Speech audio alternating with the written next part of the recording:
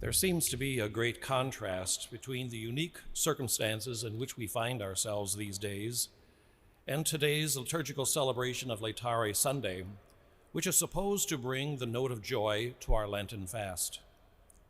It is very difficult to feel joy right now. All of us in our nation and people throughout the world have had our lives flipped on end. We are disoriented, both socially and as a people of faith. Things are not the way they were. They are not the way that we are used to. And that's unsettling, especially when we do not really know when they will be back to normal. I think the imagery in today's responsorial psalm presents the most striking of contrasts to our lives right now. Verdant pastures and restful waters seem very far away. A table generously spread and an overflowing cup are likewise not a part of our thoughts these days. It is much easier to relate to the image of walking through a dark valley. But we cannot forget the other part of that image. The psalmist does not walk alone. The Lord, who is his shepherd, is at his side, guiding and protecting him. No matter what the circumstances, the Lord will never abandon us either. That truth itself can be hard to believe right now, especially as I look at an empty cathedral and a camera instead of seeing the people of the Archdiocese here in the pews for the celebration of this Mass.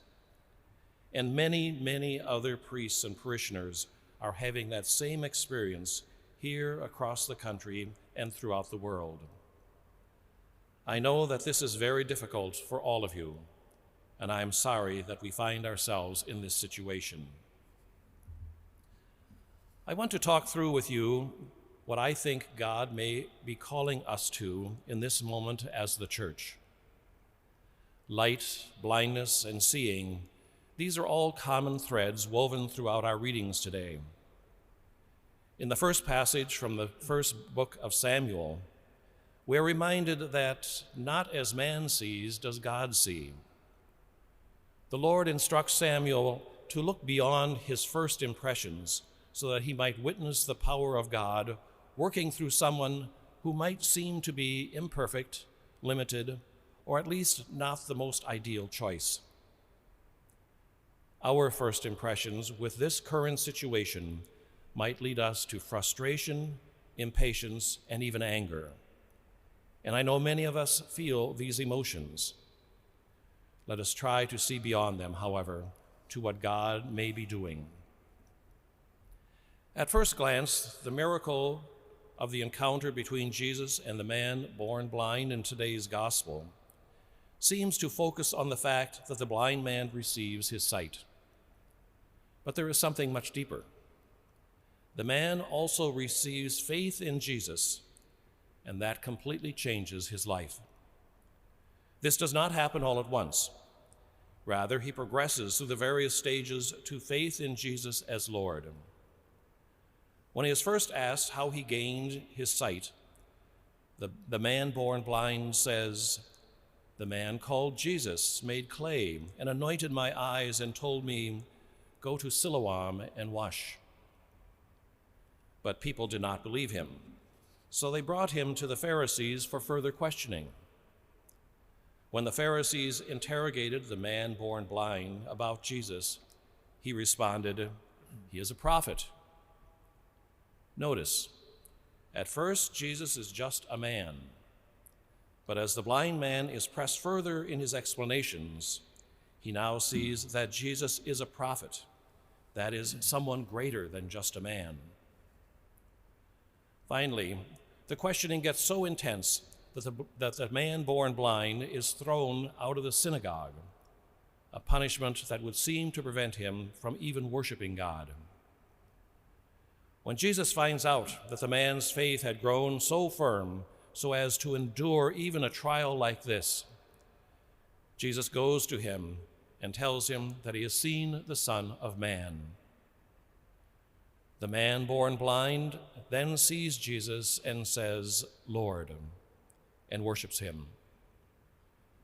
First, the man born blind sees Jesus as just a man, then as a prophet, and finally, as he truly is, Lord. It is a progression of faith that leads to worship. The man's blindness was not the result of his own sin or his parents' sins. Jesus says the man was born blind so that the works of God can be made visible through him. God is always trying to reveal his work of salvation to us, but we must learn to see it. The man's blindness, like all trials, whether personal, societal, or even natural, all of this is in a real sense, an unfortunate consequence of original sin. Our current difficulties, too, are an experience of the brokenness of our world and the effects of sin. The blind man's journey of faith began with the washing in the pool of Siloam, as Jesus told him. Our faith journey also began through a washing in the waters of baptism. And from that moment, we each grow in faith and learn to see as God sees. St. Paul tells the Ephesians in today's second reading that by baptism we come out of darkness and become light in the Lord. God is inviting us to live as children of light by carrying out every kind of goodness and righteousness and truth. But some might say that we are not able to accept that invitation because we are cut off from the very source of that light. We might say that the Eucharist is the source and summit of our life as Catholics, but because of the pandemic, we cannot receive Holy Communion. While both of those statements are true, the Eucharist as source and summit of our life as Catholics is much more than receiving Holy Communion. Our reception of Holy Communion is very important. It is the real presence of Christ himself. He gives us his entire self, body, blood, soul, and divinity. But the Eucharist is more than the sum total of each of us receiving Holy Communion. It is Christ pouring out his life for us on the cross so that we can have life. That is a mystery we share in, not just because of our reception of Holy Communion, but also because of our baptism.